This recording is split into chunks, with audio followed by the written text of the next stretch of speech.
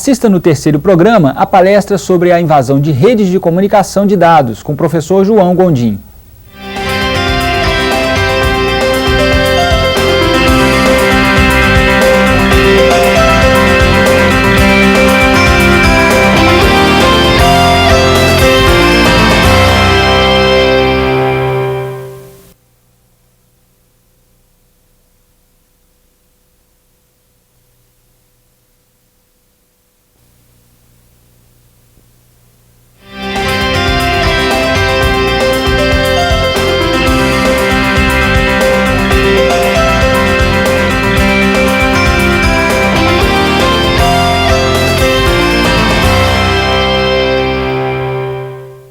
Você começa a assistir agora o terceiro programa da série de palestras sobre crimes praticados por meio da internet. O professor João Gondim informa como ocorre a invasão de redes de comunicação de dados. Se a gente voltar um pouco no tempo, e aí não vamos voltar tanto até sinais de fumaça, bater tambor e coisa desse tipo, se a gente ficar em tecnologias calcadas em eletricidade ou eletrônica mais recentemente, a gente poderia dizer que esses números são aproximados. A gente já está lidando com algumas redes de transmissão de dados há uns 170 anos, que foi quando começou o telégrafo. Telefone, na medida em que você começa a ter as primeiras instalações mais comunitárias, você já tem uns 130 anos. Rádio, os primeiros experimentos acho que são de 1910, 11, 12, com Marconi. Você pode falar que de 90 anos para cá a gente já tem rádio aí, e com informação rolando. Televisão desde acho que é 48 na Inglaterra, a primeira transmissão, e satélite dos anos 60 para cá. Então esse negócio de transmitir informação, transmitir dado, não é um negócio que é muita novidade, não deveria ser muita novidade para nós. E é bom que se diga de passagem que esses meios todos, de alguma forma, têm os seus problemas, digamos, de invasão, guardadas as proporções. Você pode ter, só para citar, rádio pirata, televisão pirata, você poderia até capturar sinais de satélite e fazer alguma coisa interessante para seu próprio uso. Tá? Mas no nosso caso aqui, a gente vai estar mais preocupado em focar nas questões de invasão, como a gente está chamando, como se popularizou, está sendo consenso chamar, o que acontece aí no contexto de internet. Tá? E a internet, acho que faz umas 2, 3 semanas, estavam aí comemorando os 30 anos da internet. O interessante é que foi uma mensagem que mandaram de um lado para o outro e não chegou. Tá? Seria talvez a primeira tentativa meio frustrada de mandar uma mensagem pela internet. Mas, tirando esse detalhe técnico, o que vale é a intenção de mandar a mensagem e alguém do outro lado por telefone sabia que a mensagem devia ter chegado. Serve para o debugging da coisa. Tá? E a gente tem um quadro, quer dizer, hoje a gente tem aí uma internet já com seus 30 anos de estrada, evoluindo a partir da ARPANET. Nos anos 80, isso aí foi encampado pela National Science Foundation. Bom, somente para recapitular, DARPA, Defense Advanced Research Projects Agency, ARPA, Advanced Research Projects Agency, ligados ao DoD, Department of Defense. Tá? A ideia inicial mesmo é algo de 64, 65, o pessoal ligado a projetos de defesa, em universidades na Califórnia, tinha gente também perto lá de Chicago, eram 6, 7 universidades nos Estados Unidos e tinha um pessoal que estava em Hamburgo, na Alemanha.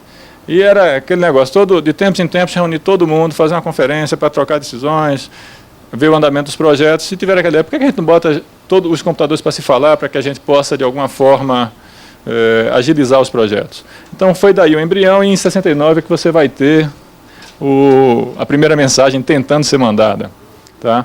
Isso aí foi um esforço muito grande, não somente de definir formas de interligação dos computadores, mas também construir equipamentos que viabilizassem isso aí. Tá?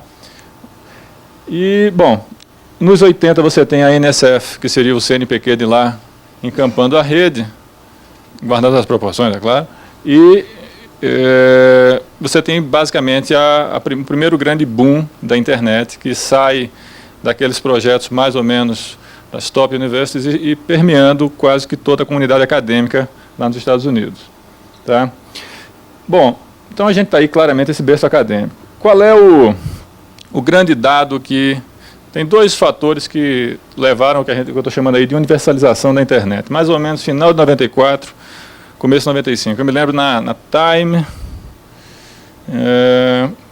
de dezembro, eu acho, de 94, tinha lá uma notícia sobre um caso que gerou jurisprudência, que foi um pessoal que mandou junk mail. Junk mail é você chegar, é como se você pegasse lá a lista telefônica com todos os endereços de Deus e o mundo e mandasse correio dizendo quem quer tirar green card nos Estados Unidos. Então eles fizeram isso eletronicamente. O provedor quis cortar o contrato de uso lá da internet deles, dos caras. Eles eram advogados, foram lá e gerou-se uma jurisprudência para que isso aí abriu para que todo mundo tivesse acesso à internet, o que era antes uma operação mais ou menos acadêmica. O outro fato que viabilizou não é simplesmente que agora você pode usar a internet. Bom, tem uma série de coisas por aí que a gente poderia usar, mas a complexidade tecnológica de usar inviabiliza para o público em geral.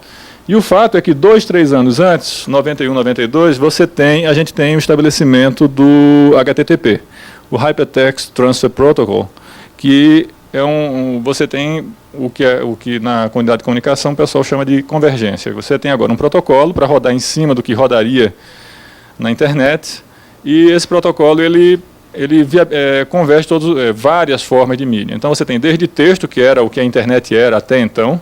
Eu peguei a internet, eu uso a internet desde 86. Naquele tempo, para ler e-mail, você tinha que ter um terminal a caractere, e não precisa mais do que isso. E você tem que saber os comandos mesmo, não adianta tentar clicar mouse, porque eu nem tenho mouse para você clicar. Então o cara tinha que conhecer os comandos, pelo menos, lá, e não era uma coisa muito simples. E não tinha nem o Windows na época, generalizadamente. Tá? Então esse protocolo e os browsers na forma, primeiro do Mosaic, depois do Netscape, e outros que vieram por aí, até o da Microsoft, se há quem use, mas tudo bem, viabilizaram essa universalização do uso. Tá? Quer dizer, agora a gente tem um aplicativo, talvez uma killer application na internet, em que o usuário leigo está capacitado numa framework, num arcabouço consistente e coerente a lidar com informações e várias fontes, e ele consegue navegar naquilo, ele faz aquilo ali funcionar. A coisa, de certa forma, foi atropelada, porque não era para ninguém saber que o endereço da Procuradoria é www.prdf.gov.br. Era para você colocar alguma coisa, você entraria num serviço de catálogo e diria Procuradoria da República e estaria lá para entrar. Mas a coisa foi atropelada, como muita coisa na internet foi atropelada. Eu acho até que a ideia inicial dos caras da DARPA e ARPA, eles colocaram alguns requisitos que entram até no folclore da rede, de uma rede que tem que aguentar um crash, um hit total aí dos russos, no caso da guerra acontecer, e a gente tem que sobreviver porque nós somos os bons. Isso aí deu toda uma capacidade de tolerância à falha já embutida na própria construção da rede, tá? E até permite que hoje, paranoias do tipo, e se os americanos tirarem o plug da rede da tomada? Bom, faz-se outra, né? Não é tão grave assim. Tá? Bom, somente para a gente colocar, já que a gente vai falar de invasão, se o hacker fosse tão bonzinho como eles mesmos dizem, a gente não estaria muito preocupado. Mas eles, infelizmente, fazem uma certa bagunça onde entram. Tá? E essa bagunça vem pelo seguinte: você tem um computador que você percebe como um sistema, isso aí você tem uma maquinaria todinha que está rodando, e você tem um programa que está rodando. E sutis alterações nesse programa, quer dizer, o cara não tem ele não consegue fazer um dano no hardware em si. É praticamente impossível. Mas no software, você fazer uma pequena alteração, isso aí pode mudar radicalmente a funcionalidade do que é percebida, a usabilidade do teu sistema. Tá? Às vezes o cara não precisa nem mudar nada. Basta você perceber que alguém entrou inadvertidamente ou desautorizadamente no teu sistema para você ter que reinstalar tudo do zero. O que vai tirar pelo menos o teu tempo e o teu sossego. Além de você ter que ficar pensando como é que o cara entrou para você evitar da próxima, né? Bom, alguns exemplos que a gente poderia pensar, eu não vou chamar de ataque, mas tem também não quero chamar de bug. Tem uma característica no Windows que se você mandar um certo pacote numa certa porta, na 137, independente mais ou menos do conteúdo, ele vai lhe dar uma tela azul. Então você poderia ter um desafeto seu no prédio que você manda pacotes periodicamente para ele ter uma tela azul. De 5 em 5 minutos, que é mais ou menos o tempo que ele leva para dar reboot na máquina. Isso seria uma forma de você fazer um ataque, por exemplo. Tá? E uma forma bem ingênua, quer dizer, de se fazer, diga-se de passagem. Ou, no caso aqui, somente para a gente ilustrar, você detecta que houve uma certa intrusão, a atitude é você ter que refazer do zero num servidor Unix, que seria um servidor maior, fazendo coisas mais sérias na tua rede. Bom, somente para citar alguns dados de uma pesquisa recente de uma empresa de segurança aqui do Brasil, eu peguei esses dados somente para a gente ter uma noção do cenário, do que é que está acontecendo em relação ao pessoal. Essa empresa faz junta empresas e clientes periodicamente, anualmente eles fazem. Então, a empresa é a Módulo, já que eu peguei os dados, vamos dar os créditos, né? Então, basicamente, você tem uma situação interessante, que 40% das empresas que foram pesquisadas não sabem se foram invadidas. Tá? 30% já foram, eles sabem que foram. 60% acham que esse quadro aí, essas estatísticas de invasão vão aumentar. 60% foram invadidas no último ano, aproximadamente 60%. No último ano. Tá?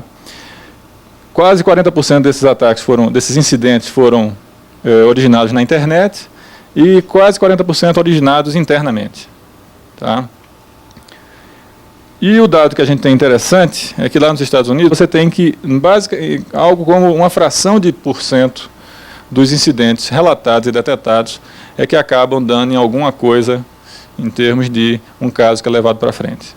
O hacker, originalmente, ele era um cara que... Bom, aí tem tudo a ver com o desenvolvimento da internet. Como é que os programas eram distribuídos, principalmente na comunidade acadêmica? Chegava o programa, chegava um binário, o objeto, o ESE, e chegava também o código original do programa. Na maioria das vezes, a única documentação que você dispunha, objetivamente, daquele programa que você recebeu, era o código-fonte. Então, havia alguém, provavelmente o cara responsável por fazer funcionar, que tinha que pegar aquele código, que não era dele, que ele não tinha documentação e que estava num estado experimental, na maioria das vezes, e fazer aquilo dali funcionar. Ele normalmente trocava ideias com pessoas que tinham uma tarefa idêntica a dele de fazer funcionar. Então, o hacking the code era você sair dando machadadas, o que a gente chama aqui de escovação de bit, seria no nosso jargão aqui local, você pegar o código alheio e fazer funcionar. Então, o hacker, originalmente, era um cara que pegava código alheio para debugar e fazer funcionar, e melhorar o código, num aspecto completamente cooperativo da internet. Tá? Bom, é claro que esse cara descobria bugs, melhorava bugs, ele tinha que fazer mecanismos para entrar quando tudo desse errado, para uso e para manter o trabalho dele funcionando. Bom, sem dúvida que isso aí desvirtuou de outras formas. Você tem os crackers, que são os caras que ficam querendo encontrar bug no programa dos outros para usar, Deus sabe lá como. Os freakers é o pessoal que gosta mesmo de central telefônica. Tá? O Steve Mitnick foi apanhado em 95, se eu não me engano, após a invasão lá do Shimomura. O lance dele, ele saiu da praia dele, que era central telefônica, e foi invadir uns computadores lá, aí pegaram ele a partir disso. Mas o que ele gostava mesmo é de invadir central e fazer ligação de graça. Bom, os lamers também, somente para citar aqui, essa classificação tem lá no Hackers Dictionary, mas o Hackers Dictionary, ele, nas primeiras edições, ele tinha esse caráter mais do pessoal que estava ali trabalhando em cima de código. Depois foi que deu essa virada para ser o hacker, que é esse cara que supostamente está querendo algo mais libertário aí na rede, tá? E anárquico. E os trackers são os caras que pegam esses caras que estão preocupados em não deixar esses caras aí, esses de cima, fazerem alguma coisa na rede deles. E quando fizerem, saírem atrás e pelo menos dizer, olha, aqui não é bem assim. Tá? Bom, a gente podia pensar, se a gente for dar uma olhada nas condutas em si, a gente podia dar uma olhada, tem alguns aspectos, tá? A primeira coisa que a gente tem que pensar é que quando você tem um incidente ou intrusão na rede, vindo da internet, ou mesmo, se não for vindo da internet, utilizando-se de tecnologia, internamente utilizando-se de tecnologias que são utilizadas na internet, a gente normalmente vai ter uma combinação de algumas condutas aí que não são desejáveis, como acesso indevido, quebra de sigilo ou privacidade, tá? Negação ou derrubada de serviço e uma outra vertente que seria a pichação ou vandalismo nos sistemas. A gente vai dar uma olhadinha em cada uma. Tá? Antes da gente olhar, algumas generalidades acerca dos ataques, dos incidentes em si. Tá? Primeira coisa é o seguinte, não tem hacker descuidista. Não é tipo assim, como eu estava navegando, aí apareceu aqui um site que dava para invadir, eu invadi. Não é bem por aí. O cara tem todo um planejamento, uma preparação, ele levanta informação, ele tenta saber quais são os sistemas que estão rodando, o que é que está rodando, que versão, vai procurar quais são os bugs conhecidos daquelas versões, vai ver se o cara não aplicou patch, ele vai dar o tiro dele certinho no que ele quer. Bom, o outro aspecto que a gente tem que lembrar é que, dada a natureza do próprio meio, da própria atividade de computação, os incidentes são repetíveis, completamente repetíveis. Tanto repetível no próprio sistema que já foi invadido, caso não se tome nenhuma medida coercitiva, quanto nos sistemas de característica idêntica. Tá? E às vezes, mesmo que a característica não seja tão idêntica, a mecânica do ataque pode ser idêntica, porque você tem um aspecto de monocultura na internet que a gente vai falar daqui a pouco, que é o fato de todo mundo falar, talvez o que caracteriza a internet é você ter todas as máquinas falando um protocolo só, um protocolo de comunicação, que é o TCP/IP.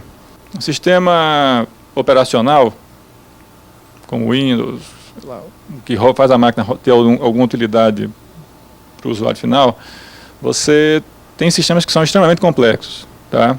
Você roda muitas linhas de código, normalmente integrando vários módulos, vários subsistemas, e pode haver imperfeições de várias ordens, que a gente acabaria chamando de bug, desde bug na própria concepção, na própria implementação de cada um desses módulos, ou de cada um desses subsistemas, ou bugs ou imperfeições na hora de juntar todos os pedaços de maneira harmoniosa. Então, uma pessoa que conheça uma dessas imperfeições e saiba explorá-la de acordo, pode obter um acesso indevido. Tá? Hoje, talvez, esse é dos mais difíceis da gente não somente pegar, mas também de evitar que aconteça, porque isso aqui significa, em última análise, que você tem que ter algum acesso ao teu programa e corrigir aqueles bugs onde quer que eles estejam. Normalmente, quem está se defendendo de um ataque não faz muita ideia do que aconteceu, principalmente se ele não tem um nível razoável de vigilância na forma de logs do seu sistema para documentar o que é que está acontecendo por lá. E ainda que ele tem um problema adicional que a gente vai citar mais para frente, que é a quantidade de log. Você acaba tendo uma quantidade descomunal, quase desumana, para vasculhar procurando os acontecimentos. Tá? O outro aspecto que a gente tem, e aí reforça o que a gente falou acerca da repetibilidade dos ataques, é que os alvos têm uma cara meio idêntica, esse aspecto de monocultura. Quer dizer, quando chega uma praga num canavial, pega todo mundo. Por quê? Porque é tudo cana mesmo. Na internet é tudo rodando TCP/IP. Então, uma falha de concepção do TCP/IP, uma falha de especificação do TCP/IP, que tenha levado a implementações defeituosas, e aí tem também uma perversidade maior. Parece que quando você tem uma especificação ruim de um protocolo, de um programa, todo mundo tende a errar mais ou menos do mesmo jeito. Então você fica com aquele defeito permeando vários sistemas, ainda que as implementações sejam diferentes. Tá? E ainda que você pegasse, quer dizer, até a questão do rastreamento, que ainda que você chegue e tenha um ataque lá acontecendo no ato, é meio complicado, porque o máximo que você vai saber é talvez de que telefone partiu, mas não leva muito adiante. E assim mesmo você tem que tomar cuidado com o que você está fazendo para não invalidar, nem estar fazendo algo que o hacker estaria fazendo, tá? Como administrador. E o outro aspecto é esse daqui, quer dizer, quando o hacker sentir que houve algum vislumbre de detecção do que é que ele está fazendo, o cara pula. Ele não vai ficar lá esperando que chutem a porta dele, derrubem, etc. E para derrubar a conexão, Quem já tentou se conectar, sabe, né? Então, a coisa, a gente tem algumas dificuldades, quer dizer, os trackers estão com algumas dificuldades adicionais. Tá? Bom, já que eu falei algumas coisas aí, que eu vou tentar dar algum background para que a gente possa se entender. Tá? Eu falei aí, a internet usa TCP/IP. TCP/IP, Transmission Control Protocol / Internet Protocol. O IP é basicamente uma convenção de endereçamento. O TCP é como você faz a informação passar de um lado para o outro. Como é que você organiza a informação numa ponta para que ela seja recebida na próxima. Tá? Bom, vamos voltar um nível. Protocolo. Para dois computadores falarem entre si, eles têm que concordar em alguma série de coisas. Tá? Mais ou menos como a gente chama essa negociação que se estabelece um protocolo. Você vai ter agora uma série de regras de forma de um falar com o outro para dizer, olha, eu quero me conectar, eu quero dizer, eu sei que você quer se conectar, mas tudo bem, pode se conectar. Então, eu quero dizer, olha, eu estou fechando a conexão. Então, tem toda essa negociação, tá? Ainda mais porque tem algumas características de como foi feito esse protocolo, tá? No sentido dele não ser orientado à conexão, e ser uma rede de comutação de pacote, e coisas desse tipo. Quer dizer, você não tem... O que é um protocolo orientado à conexão? Você tira o telefone do gancho, disca lá para quem quer que seja, e durante o período em que você está falando com a pessoa do outro lado, há um circuito real, fechado, levando o que você está falando até quem está ouvindo lá do outro lado. Na internet, esse circuito não é estabelecido. O que você tem são pacotinhos de informação que vão para lá e para cá e que tem como você saber que se refere àquela ligação que você está fazendo. Tá? Bom, o padrão é aberto. O padrão é aberto significa que todo mundo conhece o padrão. Não tem um dono, não tem um Bill Gates para sentar em cima e dizer, é meu. Vocês têm que me pagar se quiserem usar. Talvez isso aí seja toda a beleza e toda a força da internet. Força, inclusive, de fazer com que ela, quando tem um incidente de segurança, se recompor e ter formas de ataque, porque todo mundo que tem o risco de ser atingido e está pensando em como fechar aquele furo. Tá? E a rede é aberta no sentido de que todo mundo pode se conectar, desde que pague uma módica quantia a algum provedor. Tá? Bom, isso aí vamos agora tentar falar de algumas coisinhas um pouquinho mais pedregosas. Tá? Eu falei desse protocolo e falei que você estabelece uma ligação. Tá? A gente tem a figura do three-way handshake, que eu vou mostrar daqui a pouco. Quer dizer, esse estabelecimento da conexão, que é o handshake, o aperto de mão, ele se estabelece em 3 níveis. E tem mais 2 conceitos que eu queria, pelo menos, citar, que é o conceito de socket, em que você tem um endereço e uma porta, e a essa porta está associada um serviço. Tá? O endereço na internet ele funciona mais ou menos da seguinte forma. Você tem tabelas que te dizem as direções, por exemplo, e tem os endereços que você manda a todo mundo. Então, basicamente, quando você, por exemplo, uma máquina como o Windows, ele só tem um endereço dizendo qual é a rede dele e para onde é que ele manda quando não for da rede dele. Então, é basicamente como se a gente fosse sair daqui para o Rio de Janeiro, de carro, dizendo, se eu não sei o caminho para o Rio, eu só sei que sai por ali para a saída sul. Então eu vou seguir naquela direção. No primeiro posto, quando a gasolina começar a acabar, eu paro num posto de gasolina e abasteço e pergunto para o bombeiro como é que eu faço para continuar para o Rio de Janeiro. E você repete isso até chegar no Rio de Janeiro. É assim que um pacote é mandado pela internet. Vocês podem dizer, um tanto precário. Mas tem redundâncias, tem uma série de coisas que você no final consegue fazer com que chegue. Mas o comportamento desse tráfego todo que é gerado é não determinístico, o que complica um pouquinho mais a nossa vida em saber o que é que está acontecendo ou não, se tem ataques ou não. E, de certa forma, você pode ter muito mais possibilidade do que você queria inicialmente. Quando você tem um ataque, quando você descobre um ataque, o que é que você tem que fazer? Basicamente, as evidências que a gente tem são o testemunho de quem administra esse sistema, do usuário que provavelmente usaram a conta inadvertidamente, ou do próprio cara que usou mesmo, né? Logs, que são arquivos que relatam o que acontece no sistema, e análise, no caso aqui do hard disk, mas dos dispositivos de armazenagem permanente, tá? Que talvez seja a parte mais difícil da gente lidar com isso. Tá? Eu vou rapidamente, o que é que seria um log? Tá? Isso aqui é um log de roteador, em que você tem a data de que aconteceu, quem está mandando, o número da ocorrência, um código, esse SEC6, SEC6 IPA-AX, esse aí é basicamente um código da mensagem do roteador, a lista que está relatando aquela ocorrência, quem está querendo acessar quem, e esses números entre parênteses são as portas que denotam os serviços. Do lado de cá, do lado esquerdo, quem está como cliente, do lado direito, quem está como servidor. No caso ali, o cara está tentando fazer um acesso na porta 53, uma pessoa que não deveria estar fazendo, basicamente para tentar uma transferência de arquivo de zona. A porta 53 ele tem um serviço que é o DNS, que faz o mapeamento de endereços, de nome de máquina, para endereço IP. Então você poderia ter a informação básica para fazer se passar por alguém da rede. Aqui embaixo é alguém tentando conectar com a rede Microsoft que está por trás desse roteador. E é claro que o pessoal não quer deixar, que aí é a rede corporativa. A gente sabe que é por causa do 137 que está ali. Tá? Aqui são duas tentativas aqui é um scan de porta alta, o cara está tentando encontrar algum serviço que esteja rodando inadvertidamente numa porta que não deveria estar. E um scan de BO. BO é o back orifice, que o Cult of the Dead Cow andou espalhando por aí. A gente sabe também por aquela portinha ali, 1, 2, 3, 4, 5. Tá? O que eu estou querendo mostrar com vocês com esses logs, né, é simplesmente que vem uma tranqueira danada. Eu tirei isso aqui de arquivos da ordem de alguns mega. Tá? Quem quiser, eu tenho até algo mais selecionado atrás, se alguém quiser dar uma olhada. Isso aqui são os logs que viriam de roteadores de equipamentos de infraestrutura da tua rede. Aqui já é um log de servidor.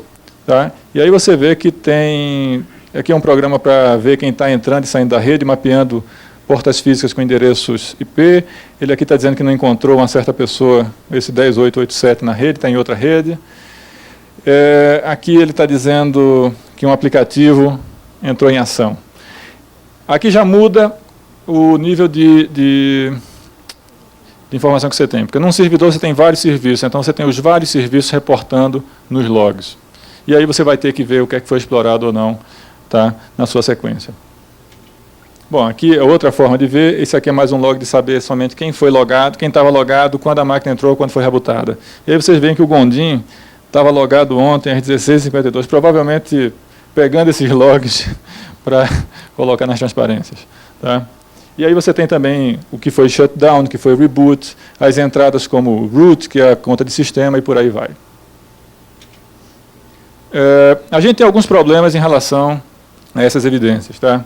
O principal problema é o nível técnico dos administradores, tá? No que diz respeito a como é que eles administram a rede deles. Os caras podem não ter nenhum cuidado com os logs em si, ou a qualidade ou como eles manuseiam torna com que você não possa utilizar de maneira mais séria os logs que estão lá. Outro problema é a própria qualidade dos logs. Quer dizer, o que é que você vai logar na tua rede? Tudo, diriam as pessoas. Só tem um problema, porque quando você loga tudo, você vai ter uns 8 MB, 10 MB de log por dia para vasculhar procurando invasão. Você, humanamente, não vai dar para fazer na munheca. Você vai ter que apelar para algum mecanismo automatizado, ou no mínimo mecanizado, para você ter detecção de intrusão, detecção de incidente. Bom, outro problema é a resposta a incidentes. Tá? Você acaba tendo que ter uma resposta rápida a um ataque, tá? Porque no menor dos casos você quer barrar que aquele ataque aconteça para você conter os danos. Quando você faz isso, provavelmente você vai evitar a repetibilidade do ataque e vai fazer com que aquele ataque, com que você praticamente não pegue mais o cara. Quer dizer, se você quer pegar, você tem que correr o risco de se ferrar mais ainda no teu sistema. E a gente já citou aí a dificuldade de vasculhar, cruzar logs, tá? Porque agora você vai ter não somente, imagina um cara que saiu pulando em vários sistemas, você agora vai ter que cruzar os teus logs com o log do sistema que ele pulou, com o de outro. O menor dos problemas que tem é a unificação da base de tempo. Porque aquele 16, 52 e 31 que apareceu aqui, pode estar 17, 42, 58 no log do cara de onde pulou. E como é que você vai saber? E como é que você vai depois convencer alguém de que é a mesma coisa? Tá? Hoje já há uma iniciativa do Comitê Gestor da Internet de que todos os provedores usem uma base de tempo unificada na forma do NTP, que é um serviço de sincronização que tem na internet, já para facilitar coisas desse tipo. Mas aí você vai ter que ter também a provedora de telefonia, a Telebrasília, quem quer que seja, tendo a mesma base unificada nos logs de central telefônica dela, para que você possa fazer algum uso daquela informação. Tá? Então, isso aqui é só... Quer dizer, você acaba quase que todo mundo tendo uma postura muito mais defensiva do que de tentar reagir a um ataque de maneira... Agora eu vou fisgar o cara. Por isso que só tem 1% indo para frente até nos Estados Unidos. Bom, eu ia citar alguns casos que chegaram ao meu conhecimento. Tá? Tem um caso aí de uma universidade em que basicamente se fez uma escuta, o cara catou as senhas. Tem alguns serviços que passam com a senha em aberto pelo cabo. Por exemplo, alguém aqui usa POP3? Quando você clica no Netscape, pois é, a sua senha passa em aberto. Lamento informar, se você não sabia ainda. Então, se alguém chegar no cabo e colocar uma escuta, ele vai ter lá o pacotinho assim, login fulano, password tal, em aberto. Não precisa nem decriptar. Ele agora acessa o sistema e pega lá indevidamente. Foi o que aconteceu lá. A partir daí, fez-se trampolim para outros ataques, em vários outros locais. Ataques em cascata, ataques em alcateia, quer dizer, coordenados, várias pessoas atacando ao mesmo tempo, 3, 4 logões com o mesmo nome. Tá? E depois, esses caras faziam esses ataques por aí, e depois batiam na porta dizendo, olha, que tal uma avaliação de segurança gratuita da sua rede? Nós somos especialistas no assunto. Isso é mais ou menos como quebrar vidraça e vender vidro depois. O que é um velho crime, independente da informática que você usa por trás, né? Imagino. Tá? Teve aí um órgão do governo, que eu também não sei não me lembro exatamente qual foi, em que basicamente fizeram pichação eletrônica. Tá? O órgão rodava seu site da internet usando o Microsoft IIS, Internet Information Server, que tem algumas facilidades de administração. Então o cara explorou uma dessas facilidades mal configuradas e colocou mensagens desafetas fazendo até trocadilho com as iniciais do governante máximo lá desse governo.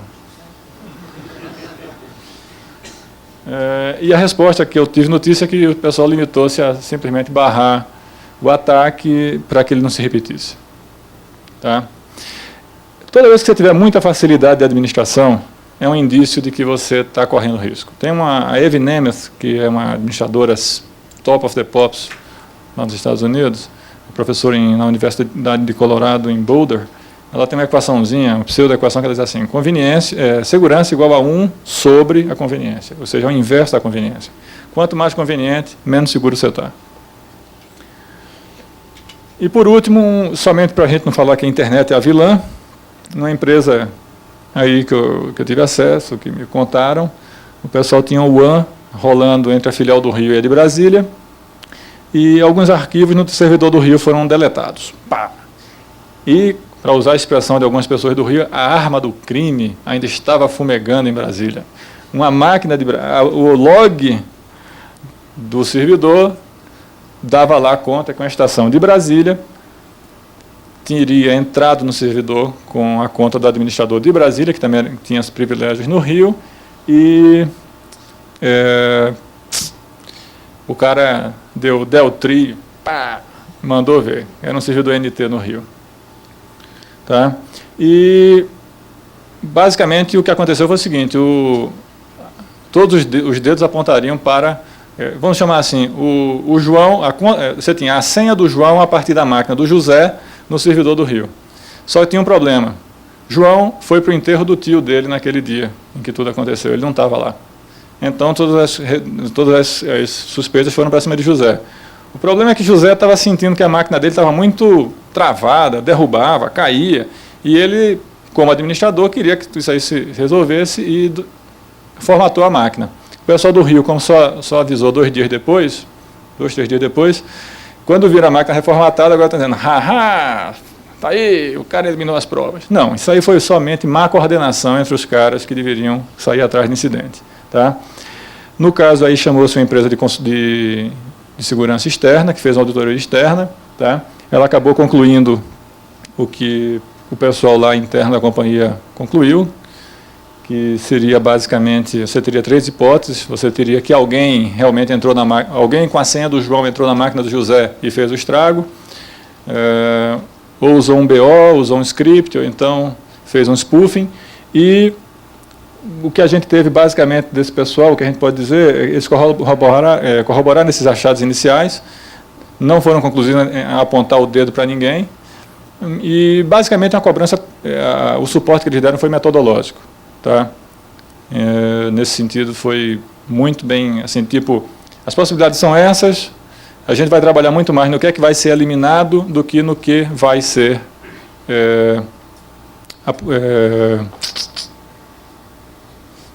o que é que vai ser mantido como hipótese de trabalho. Tá? Bom, alguns comentários rápidos para a gente fechar, que o tempo já esgotou mesmo. Aquelas condutas indesejáveis, elas levam, quer dizer, você tem toda uma série de tem um tecnês lá por baixo que é tranqueira, que dali o cara tem que dominar mesmo, tem que saber fazer para poder fazer um ataque daquele. Tá?